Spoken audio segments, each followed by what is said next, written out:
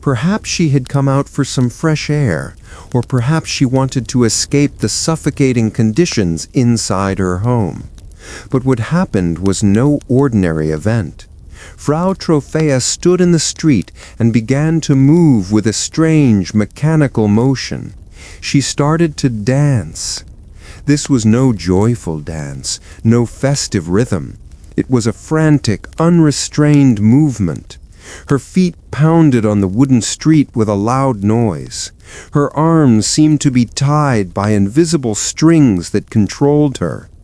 People nearby gathered, their eyes filled with wonder and fear.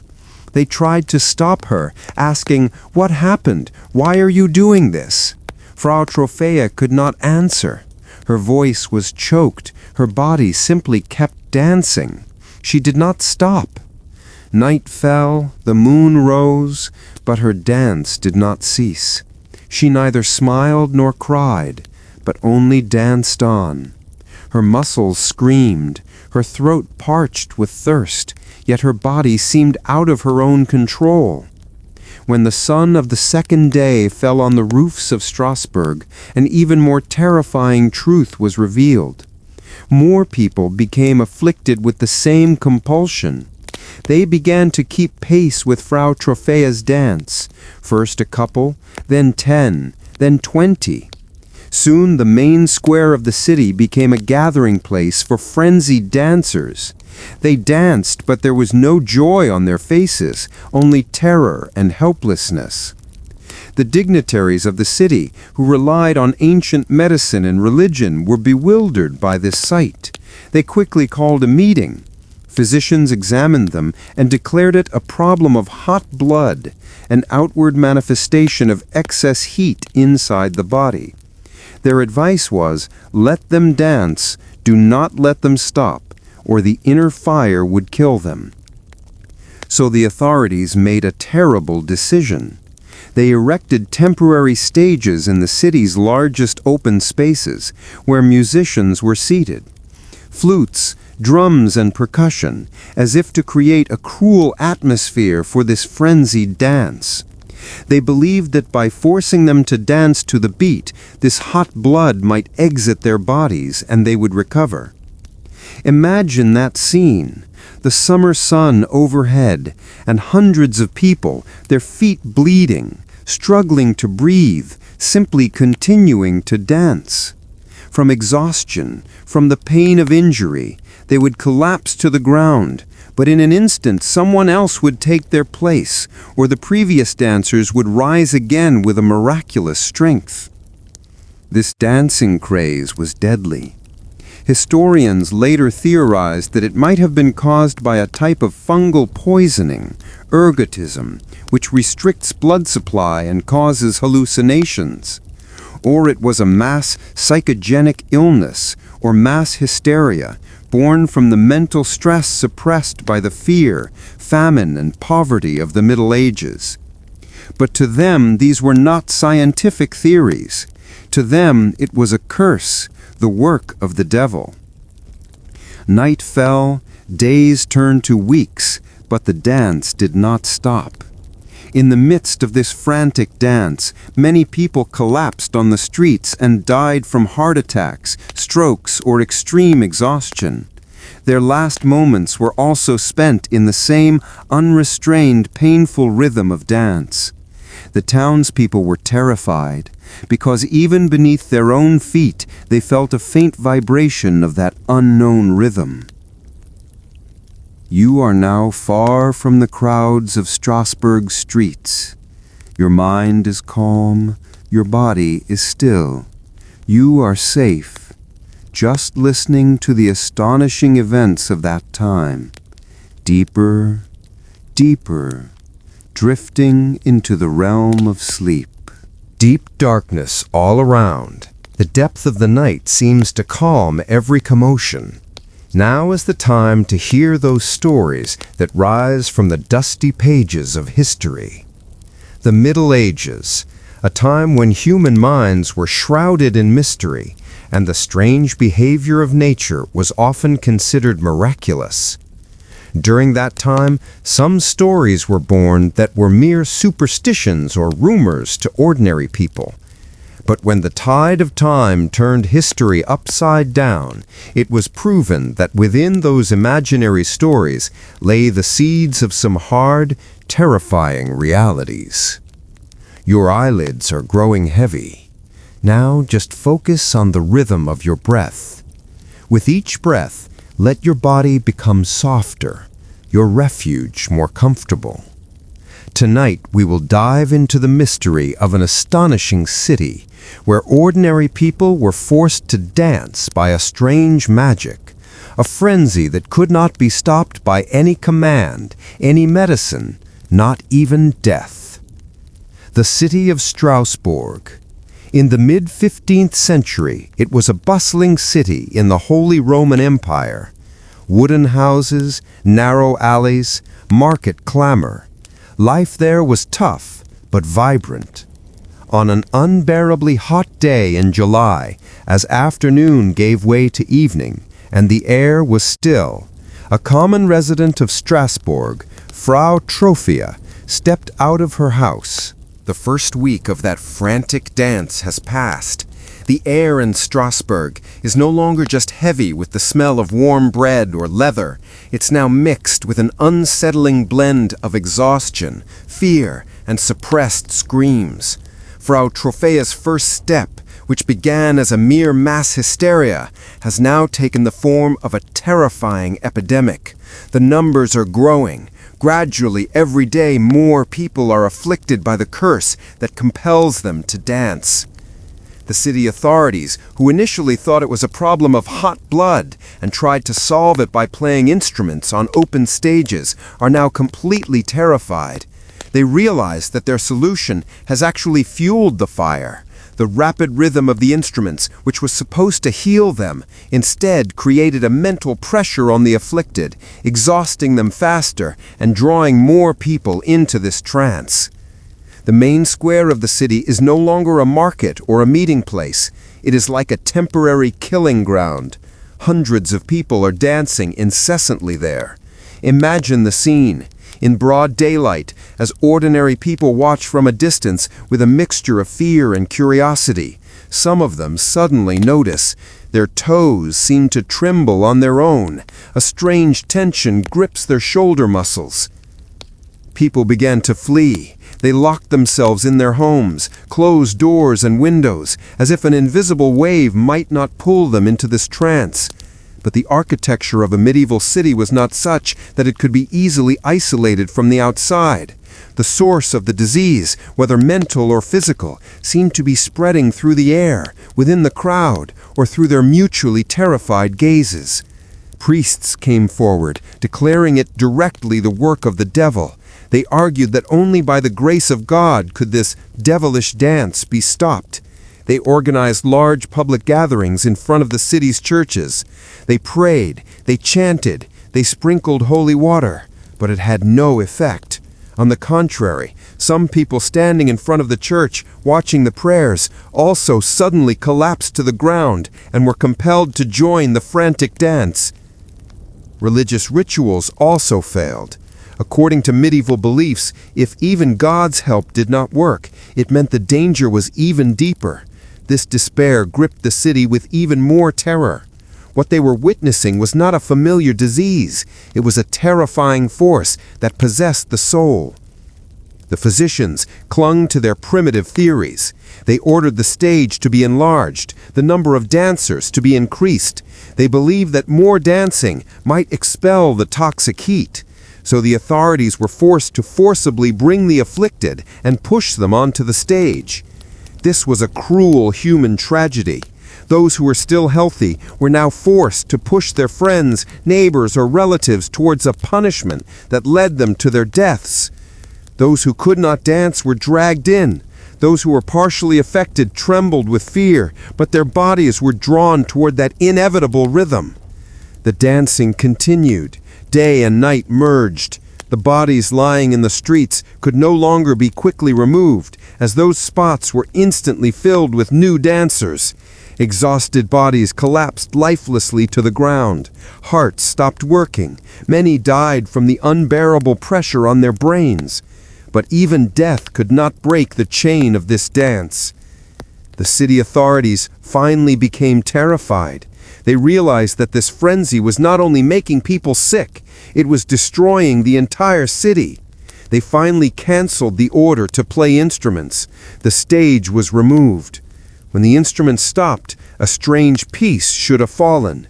But no. Silence came, yet liberation did not. The dancers still continued to dance. They propelled themselves by their own rhythm, as if a clock was installed inside their bodies, beyond anyone's external control, just ticking away with time. This is when the real disaster began. When they danced without the inspiration of the music, their movements became even more erratic, even more painful. They bumped into each other, danced over the dead bodies lying in the streets, their existence now a torment bound only by motion. Thus ended that summer in Strasbourg. Hundreds of people, controlled by some invisible force, forgetting the laws of nature, forgetting the need for sleep, just kept dancing. They proved medieval urban legends were not always figments of imagination. Sometimes they were reflections of history's most terrifying and inexplicable realities. Now, we turn our attention to an event that for centuries was considered an urban legend. Strange abnormal growths and terrifying physical transformations in the human body. Your body is becoming softer, breathing normally and deeply. The frenzy of Strasbourg is now just a distant memory.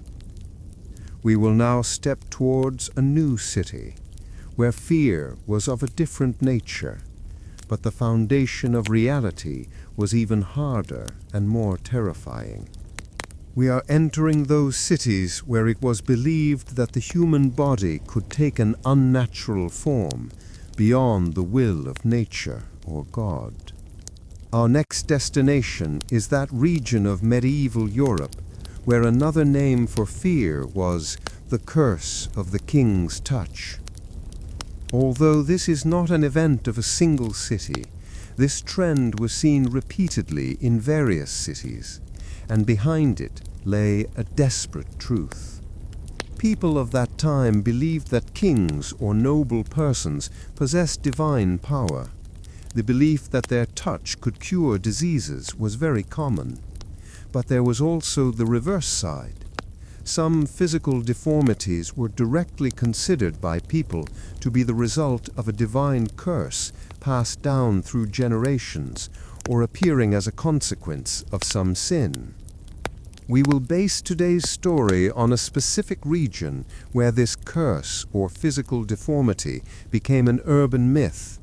That region is the royal courts of France.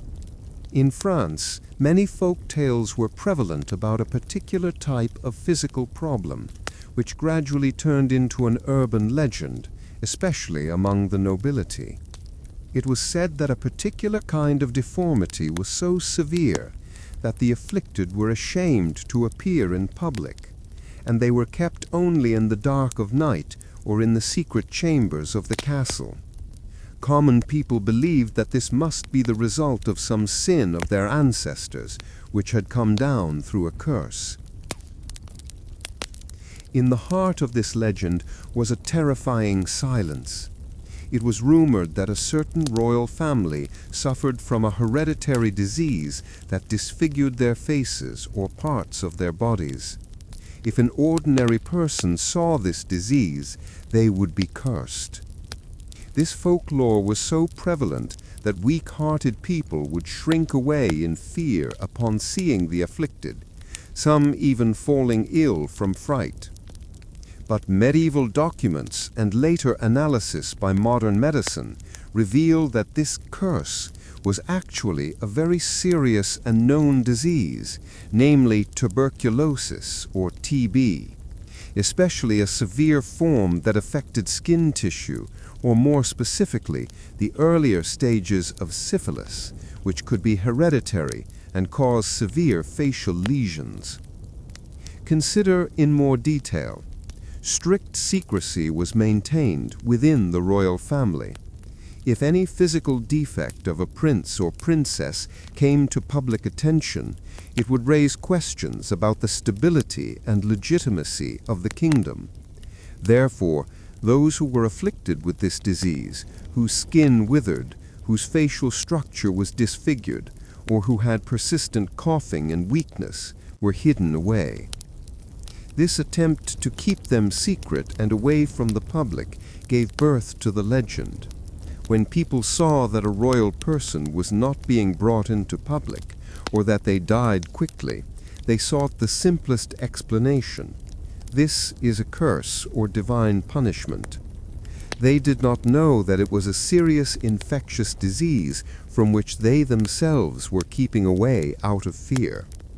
Documents from that era contain descriptions of some royal relatives having strange skin or ruined faces. These descriptions were so terrifying that people dismissed them as part of fairy tales.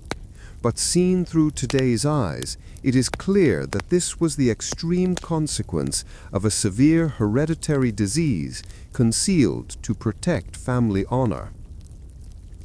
In those secret chambers where royal failures were hidden, perhaps a young woman lay for months in unbearable pain, her appearance slowly disfiguring, while outside the story circulated that she was gripped by an evil spirit or a curse.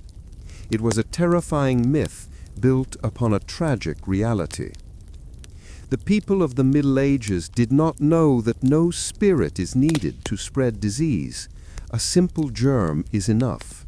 Their curse stories were actually terrifying diseases and the burden of social honor that fell upon certain families. A true yet misinterpreted urban legend. Your mind is now calm and entering a deeper state. There is no curse around you, no terror hidden in secret chambers, only the breath of your own peace. We will now move on to the third legend, which will journey from the story of the curse of the French royal court to England. This legend too was once considered a fairy tale, but later its historical basis was found.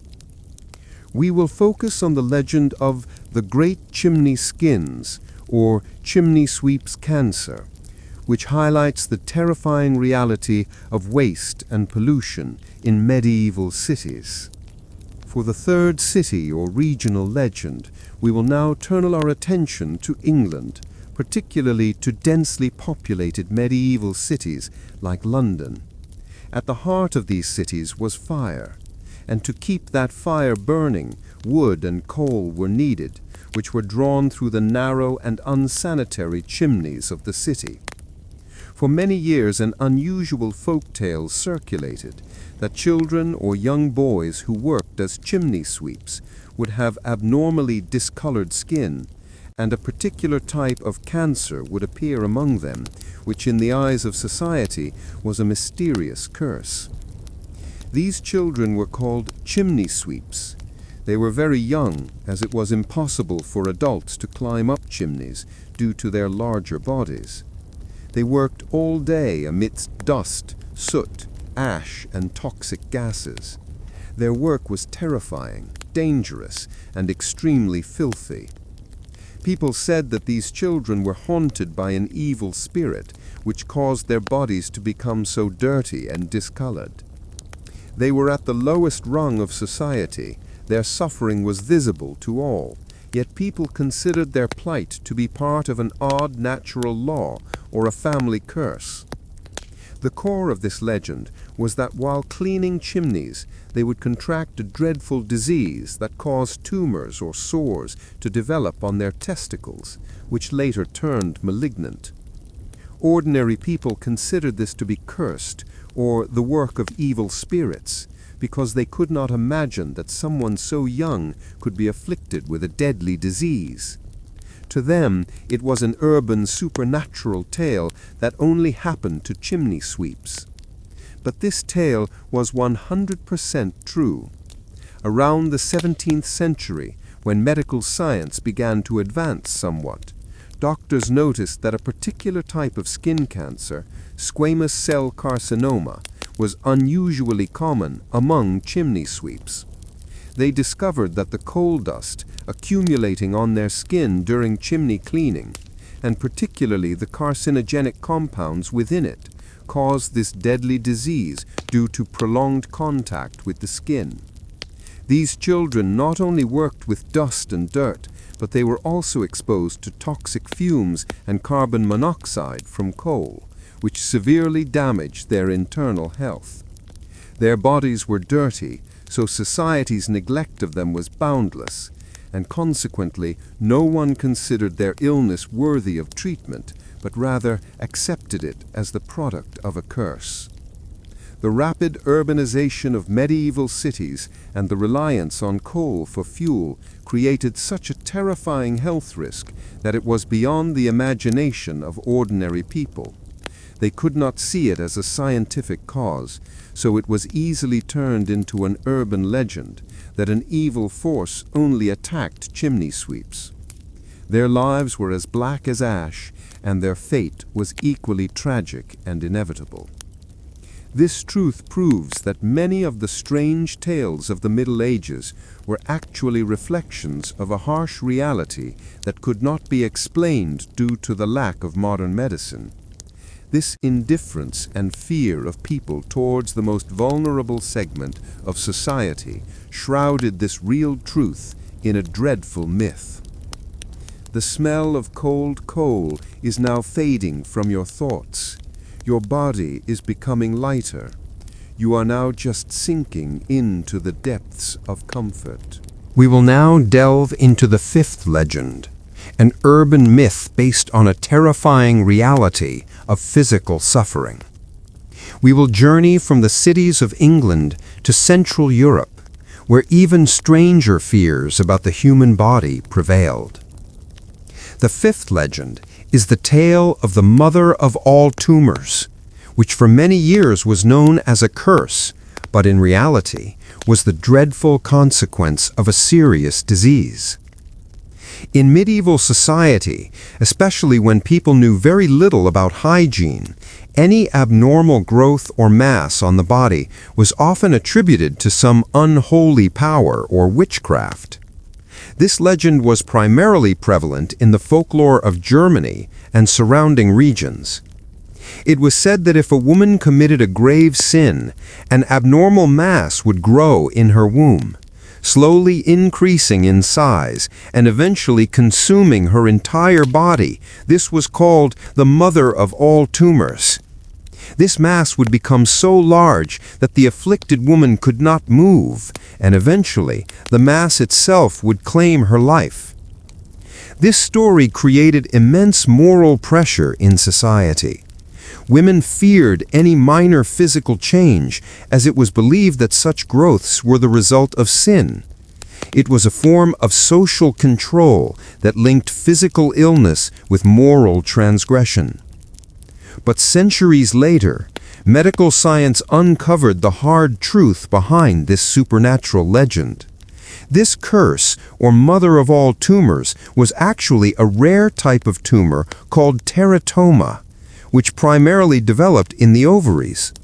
Teratoma is a type of tumor that can contain various cellular components of the body, such as hair, teeth, bone fragments, or even the structure of complete organs, and can grow to an unusually large size. In the Middle Ages, when these tumors grew to a massive size, women suffered from intense pain and unbearable burden. These enormous masses prevented them from moving and eventually compressed internal organs, leading to death. Since there was no treatment for this disease at that time, and its growth was so bizarre that it was impossible for ordinary people to accept it as a normal physical growth, they explained it as supernatural or a consequence of sin. Imagine a woman living with such a mass inside her body, in which things like hair and teeth are forming.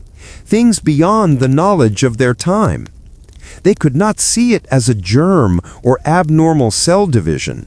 They saw a miraculous, curse-induced growth. For this reason, women who suffered this terrible plight received less sympathy, but rather fear and a tendency for social avoidance. Their physical tragedy became an element of moral teaching in the eyes of society. This legend teaches us how easily physical suffering and the fear of disease in the Middle Ages could give rise to social superstitions, where the lack of a scientific explanation for illness directly intertwined with questions of morality. Your body is now heavier and more relaxed. All confusion, all fear inside your head is disappearing. Only deep, steady comfort is your companion. More and more relaxed is your body. More and more relaxed is your mind. We are now ready to move on to our sixth legend, which is perhaps even more terrifying and directly related to the realities of medieval warfare. We have moved past the tragic reality of the legend of the mother of all tumors. Now our journey turns towards the dark history of Europe, where during wars and sieges, a terrifying myth was born which was actually a cruel reflection of military strategy. The sixth legend is the silent scouting of the tunnels, which for centuries was known as the story of silent spirits roaming the tunnels beneath castles. In the Middle Ages, when a castle or fortified city was besieged, a common tactic of the enemy was to dig tunnels underground to weaken the castle's foundations or to gain direct entry. This work was extremely dangerous and required highly silent and skilled excavators. These excavators were called sapping mice or underground workers. They worked day after day in darkness so that the sound of their digging would not reach the ears of the castle guards. Legends grew around the presence of these silent scouts. It was said that if one dug near the castle at night or heard any sound near the walls, it meant that the enemies were trying to enter through underground tunnels. But since they worked so quietly that their presence was hard to detect, a kind of panic spread among the guards. They thought this silent excavation must be the work of some disembodied force seeking to bring down the castle from underground. If any excavator was caught, they would be brutally killed immediately, as they could not be trusted. This silent spirit myth was actually based on the hard, ruthless reality of military strategy. This legend created a lasting fear among the citizens of that time that danger was coming not from above, but from below, from deep within the earth. During wartime, when a castle faced a prolonged siege, the guards would interpret every slight vibration or strange sound as a signal of the enemy's approach. In many cases, enemies would deliberately create sounds deep underground or false sounds to confuse the people inside the castle and keep their valuable guards busy with unnecessary tasks. This strategic confusion turned into stories of the arrival of spirits or the devil's tunnel digging. Modern archaeology and military history have proven the truth of these events. Evidence of many secret tunnels dug around castles have been found, which enemies created to break down the stronghold. These tasks were performed with such caution that only experienced guards could detect them by seeing slight changes in the underground structure. But to ordinary people, it was a miraculous sign. The earth itself was speaking. This silent excavation was a cruel reality of medieval siege, which transformed into a ghostly myth out of fear. Each excavator was like a silent warrior, whose existence was acknowledged only through their deadly work. Your mind is now free from all military tactics and the fear of siege. The depths beneath the earth are not pulling you down. Instead, you are now resting in a calm, safe place. We have now moved past the tragic reality of the sixth legend, the silent excavators during castle sieges, and are moving forward in search of the seventh legend. This time, our focus will be on a terrifying folk tale concerning food shortages and famine, which was actually a reflection of an extreme social and environmental crisis. The seventh legend is the tale of the beast of the dark market, or the animal of the dark market. In the Middle Ages, especially when crops failed or a city faced a prolonged siege, food shortages reached extreme levels. During these times, strange and terrifying events began to occur in the city markets, quickly giving rise to a new legend. The story went that in the dark markets of famine-stricken cities, a type of meat was sold that was neither human nor from any known animal. It was the meat of an unknown, terrifying beast. It was said that people who ate this meat would fall ill or behave abnormally. The legend of the beast of the dark market's meat became so popular that any unusual illness or death during times of famine was blamed on this unknown beast. People believed that some curse or magical influence might be disfiguring a corpse and selling its meat, or that some supernatural creature was preying before the city lit up. However, the terrifying truth hidden behind this myth was a product of medieval food insecurity and environmental disaster. The main cause was ergotism, also known as St. Anthony's fire. Ergotism is a type of poisoning that occurs when rye or other grains are contaminated by a fungus. This fungus, named Claviceps purpurea, grows on contaminated grain. In the Middle Ages, grain storage systems were poor, so fungus-infected grain often became part of the food supply. When people ate bread made from this contaminated grain, they were affected in two main ways.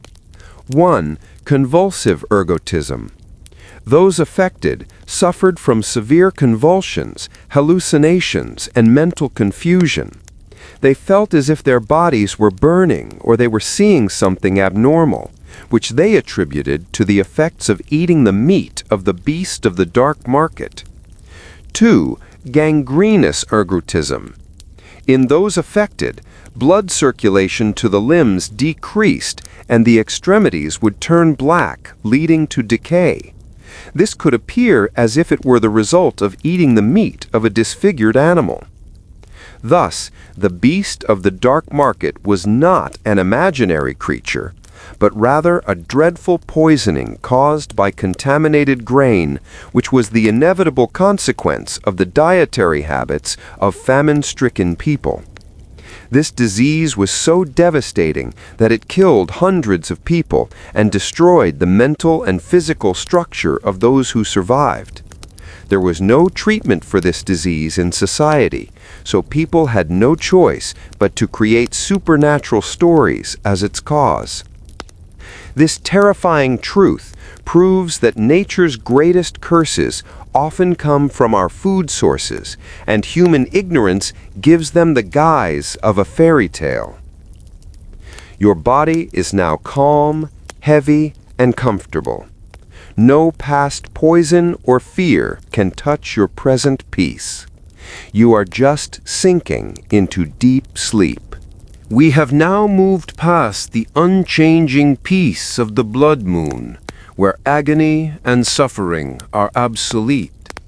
Now we embark on a journey towards the eighth legend, which illuminates a dark aspect of Europe's religious and social bigotry. The eighth legend is the tale of the cats of the blood moon. In the Middle Ages, especially during dark and superstitious times, domestic animals, particularly black cats, were considered companions of the devil or witches.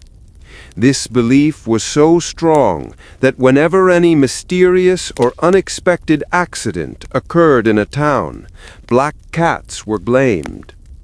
The legend was, on a full moon night, especially when the moon appeared reddish, which was during a lunar eclipse, these cats would gather and prepare to do some evil deed. They were said to influence human souls and disturb the peace of the town. This myth was so firmly entrenched that in many places black cats were killed en masse, which was not just a superstition, but an expression of social unrest. As a result, many innocent people who kept cats also became suspects and fell prey to witch hunters. The myth of the cats of the blood moon was actually a misinterpretation of a very serious historical and ecological crisis. The real truth behind it is astonishing and terrifying. It was actually related to rats and the plague. In medieval cities, rat infestations were a serious problem. These rats were carriers of the plague-causing bacteria. But the tendency to kill black cats was a terrible misstep. When people started killing black cats based on this legend, they unknowingly accelerated the spread of the plague. Black cats were the primary predators of these rats. Killing cats led to an uncontrolled increase in the rat population, which in turn multiplied the number of plague-carrying fleas. So, the cats that were being killed, believing them to be carriers of the devil, were actually the last natural defense system for the lives of the city's people. Their unusual gathering or nocturnal roaming was nothing more than a natural hunting instinct in search of rats, which became more visible during a full moon or lunar eclipse. The people of the Middle Ages did not understand that they were unknowingly destroying a terrible ecological balance. Their religious fanaticism and unnecessary fear caused the deaths of millions of people in the cities. What they saw was a natural predator, but they labeled it a messenger of the devil. Your mind is now calm. There are no fierce spirits or curses around you. Only the silent hunt of those cats and the effort to maintain the balance of nature, which will not disturb your deep sleep. We have passed through the terrifying reality of the 9th legend, the Hungarian bloodsucker. Now we embark on a quest for the 10th legend, which was a dire consequence of medieval religion and superstition. The 10th legend is the tale of the witch who owns her child, or the witch mother and her cursed child. In the late Middle Ages and early Renaissance, in many European towns, especially where social tension and disease were rampant, a particular type of myth circulated that some women would harm their own children through curses or witchcraft. These women were labeled witches, and their children were cursed from birth. The story went that these children were sickly from birth, or they were born with deformities for which their mother was blamed, because they might have made a pact with the devil to give birth. This myth created extreme moral pressure on women in society. Even a mother who gave birth to a child with a minor physical illness or birth defect easily became a suspect. This belief was so strong that in many cases both mother and child were tortured or executed. It was a kind of social purification process where any abnormality was explained as the result of supernatural forces. The hard reality behind this terrifying legend was the lack of modern obstetrics and genetic knowledge. Today we know that many types of complications can occur during pregnancy or at birth, leading to birth defects or childhood death. These causes included 1. hereditary diseases, many genetic disorders, such as certain types of physical deformities or severe congenital defects, which can be hereditary. People of the Middle Ages interpreted this genetic transmission as the influence of the devil. 2. Lack of maternal health. Malnutrition of the mother during pregnancy, infections or severe complications during childbirth. Injuries or infections during childbirth caused severe disabilities in many children, which to outward observers seemed merely the curse of the witch mother. 3. Mental stress and fear. The mental pressure placed on pregnant mothers due to the extreme fear and suspicion in society also often had physical effects on the child. Thus, the cursed child of the witch mother was actually those helpless children and mothers who suffered severe physical pain due to the lack of medical or social support. This myth was used as a tool to persecute helpless women by exploiting the moral fears of society, where the hard reality of disease was hidden behind a supernatural tale.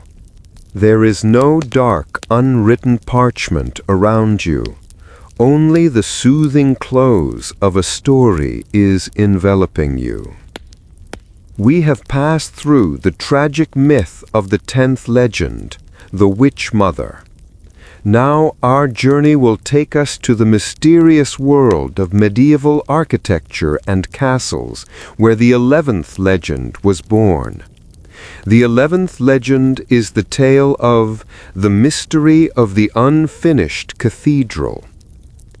Across medieval Europe, countless massive Gothic cathedrals and castles were built, works that continued for years, sometimes centuries. Among these construction projects, some structures mysteriously halted midway or remained unfinished, despite having both sufficient resources and manpower for construction. It was rumored that these churches or castles remained unfinished because the architect or builder behind them had made a terrible pact, either with the devil or they had used a magical design that was impossible for humans to complete. These stories formed around these unfinished works that on certain days, especially at night, an unusual sound could be heard near those incomplete spires or towers, which was actually the scream of the souls of workers who had died during construction, waiting to complete their unfinished work. This legend instilled in people a kind of fear and reverence for the grandeur of architecture. Behind the myth of this unfinished cathedral was also a harsh and realistic reason, deeply connected with the economic and social structure of that time. It was primarily economic collapse and structural miscalculation. In the Middle Ages, building a massive cathedral or castle was an enormous economic project.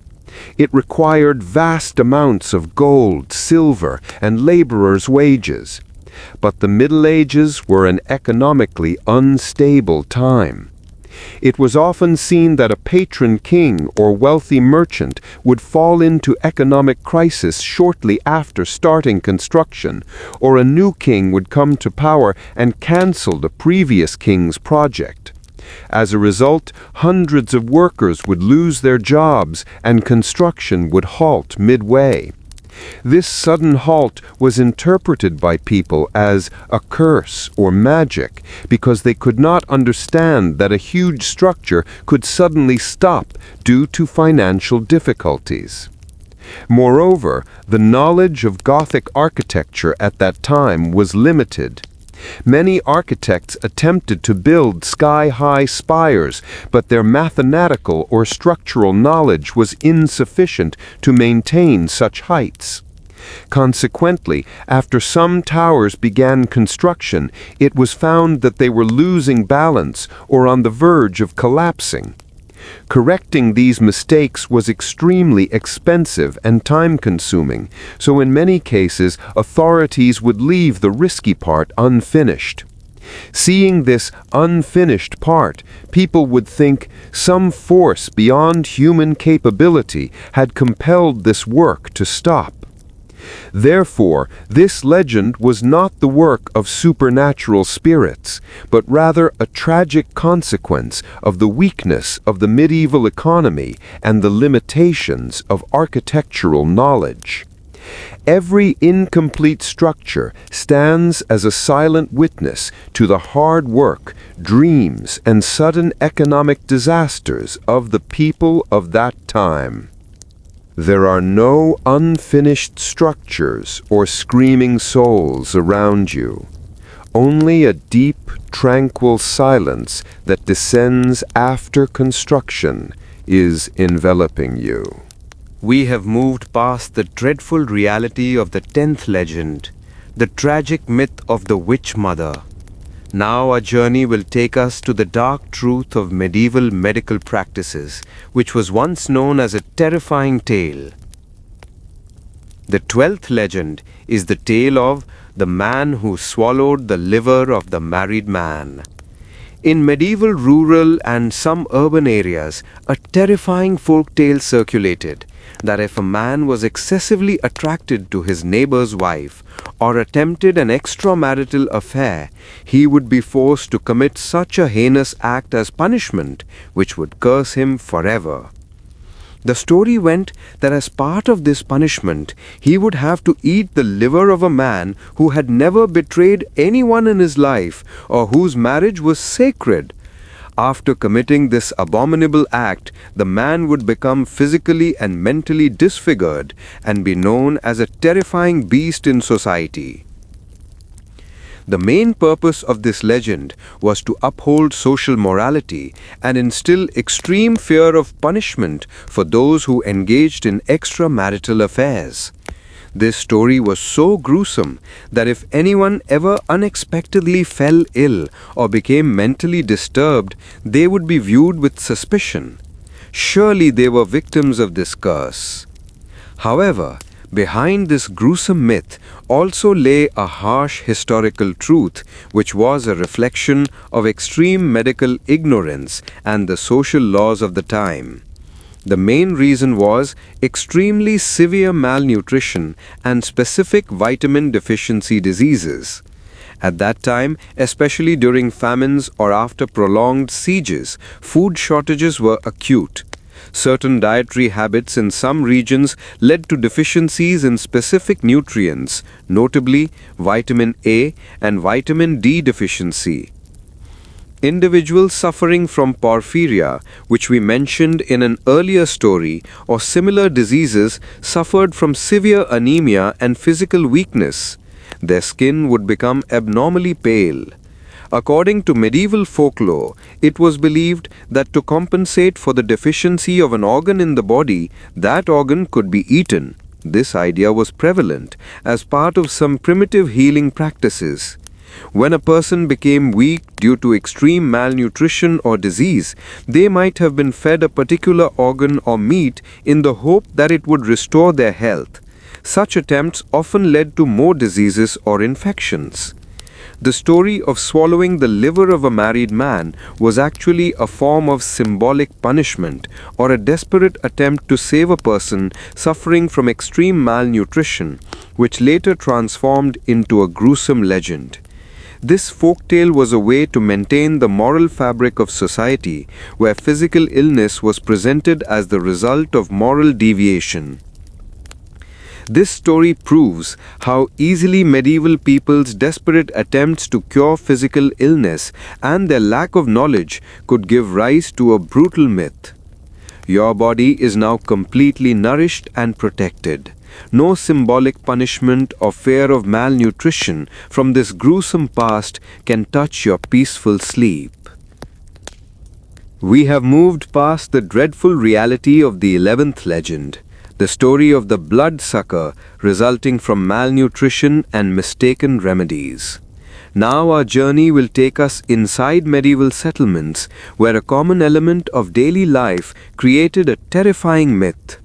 The 13th legend is the tale of the mystery of the Red Rain. In the Middle Ages, especially in rural areas or small towns of Europe, when red rain fell from the sky, it was a cause for extreme terror. The belief that blood was falling from the sky quickly spread, and people saw it directly as a sign of God's wrath or an impending terrible war or plague. This red rain was often considered a precursor of a horrible war where rivers of blood would flow. This myth was so strong that whenever red rain fell, townspeople would lock themselves indoors, pray and repent for their sins. They believed this rain was an indication of some imminent terrible natural disaster descending upon them. However, this red rain was long considered a supernatural phenomenon. Historical and scientific inquiry has found a clear and realistic reason behind this legend too, which is natural elements mixed with weather conditions. The main cause was Saharan dust storms. In the Middle Ages, when powerful dust storms arose in the Sahara Desert, those fine reddish sand particles would float in the upper atmosphere and travel hundreds of miles away to the skies of Europe. When these dust particles mixed with clouds and rain fell, the raindrops would take on a red or orange color. This phenomenon is called dust rain or blood rain. Due to the lack of technology and scientific knowledge, people could not explain this weather phenomenon. To them, there was no alternative explanation other than blood falling from the sky. Since this red rain often appeared just before bad times like famine or war, because natural disasters could be interconnected, people's belief became even stronger that it was indeed an ominous message. This legend proves how nature sometimes produces events that are beyond the comprehension of ordinary people, and how those inexplicable events over time can turn into the most terrifying folk tales. Your mind is now free from all fears of the past. Not blood from the sky, but deep tranquility and comfort are descending upon you. We have unveiled the natural cause behind the 13th legend, the mystery of the red rain, and now we will move forward in search of the 14th legend. This legend is related to a strange social custom of medieval cities, which for many years was known as witchcraft. The 14th legend is the tale of the lady who wore the crown of thorns. In devout medieval society, especially during religious festivals or public gatherings, some women voluntarily or by compulsion wore a type of symbolic attire. It was rumored that some women, especially those who claimed to be excessively pious, wore crowns of thorns or symbolic crowns on their heads to identify with the suffering of Jesus Christ. The story went that these women were so devout that they wanted to please God by inflicting pain upon their bodies. Many of these women were revered as saints or overly pious in the eyes of society, but many also suspected their strange behavior as another form of witchcraft. This legend created a kind of duality in society. On one hand, devotion and worship; on the other, suspicion and fear. The hard truth behind the myth of the lady who wore the crown of thorns was a combination of severe mental illness and physical abuse, self-flagellation or self-harm of the medieval era. Firstly, some women, under the influence of deep religious feelings, voluntarily inflicted pain upon themselves, self-flagellation, which was a form of extreme display of devotion. But when this behavior crossed limits and created marks or wounds on their heads, it could be considered divine signs in the eyes of society. Secondly, and more terrifyingly, it was a misinterpretation of some severe mental illnesses. Especially in extreme situations of clinical depression or psychosis, some people suffered from terrible delusions. They might have felt that they were truly suffering or receiving some divine instruction. In this state, they would inflict physical harm upon themselves or wear objects that caused them pain. Thirdly, some documents show that to maintain extreme control over society, some religious groups encouraged or enforced such rituals where women had to endure this symbolic suffering. This pressure often took the form of physical injury. Therefore, the lady who wore the crown of thorns was not a saint, but rather likely a person who was a victim of unbearable mental suffering imposed by society, religion, and their own body. Her crown of thorns was a silent expression of her physical pain and mental illness, which society misinterpreted by labeling her divine or demonic.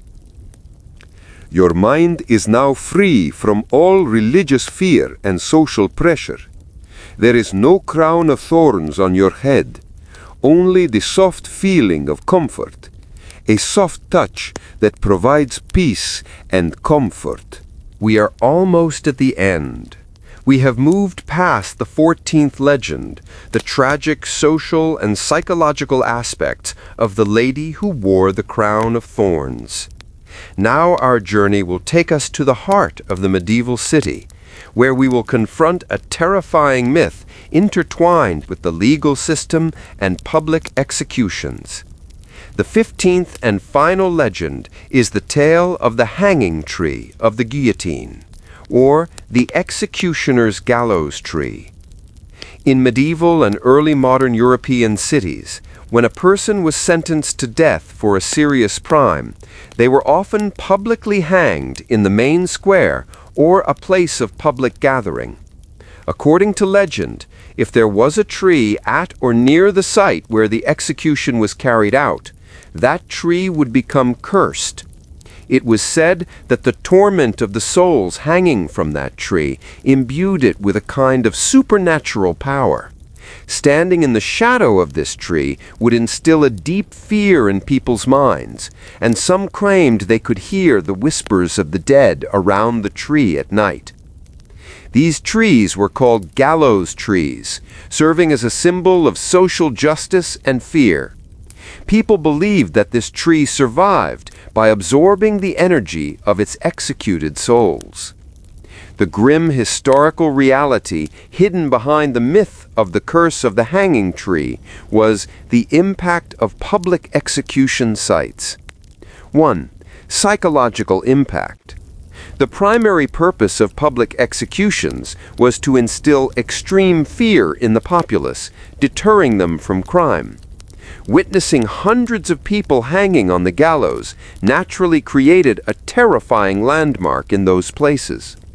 Seeing scenes of death repeatedly in the same location over the years fostered a kind of dread and superstition towards that place in people's minds. 2. Symbolic importance of the site.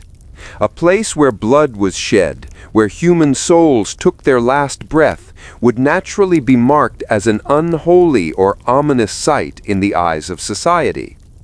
Trees or structures would become symbols of that place. 3. Physical impact, though not the primary reason. Ropes were often tied to trees during executions. Sometimes the remains of hanged bodies were left at the site for a long time. These organic elements, mixing with the soil, could also have an environmental impact on the site, which would later reinforce supernatural beliefs. This legend proves how the brutality of the legal framework in the Middle Ages used elements of nature to create a terrifying social symbol. Those trees were not actually inhabited by cursed souls, but rather stood as silent monuments to humanity's collective fear, torment, and brutality. There is no shadow of a gallows tree around you, no whispers of souls, only a deep, calm, of comforting sensation. You are now rising above all the terrifying realities of history, sinking into a profound sleep. We have delved into a total of 15 medieval urban legends, which once seemed like fairy tales, but behind each story lay a difficult, often tragic, historical reality. Now, after all the stories have ended, it's time to bring your mind back to peace once more. Your body is now fully merged with the bed, every muscle relaxed, every nerve calm. Your breathing is now deep and slow, as it should be just before sleep. The horrors of the Middle Ages, the pain, the misunderstandings, everything has sunk deep into the past. Look back. You have passed through the mysterious mask of the plague doctor, which was actually a last attempt to save lives. You have passed through the terrifying mental illness hidden behind the werewolf effect. You have passed through the frenzy of hundreds of people forced to dance. You have seen physical curses caused by malnutrition, and you have witnessed sky-high architecture left incomplete due to economic crisis. All these stories remind you how terrifying ignorance can be, and how people, fearing inexplicable events, build societies based on them. But now, in this darkness, there is no place for that fear. Your mind is now floating in a clear, calm place. No sounds, no pressure, no thoughts, just one feeling, deep, unconditional comfort. The air around you is cool and soothing. Your heartbeat is now slow and rhythmic, like a calm river. With every second, you are sinking deeper. Your brain is resting. Your soul is calming. If any thought returns, see it just like these stories, a fleeting idea that will fade before it can touch you. Drift into deep sleep. Rest in peace. Good night.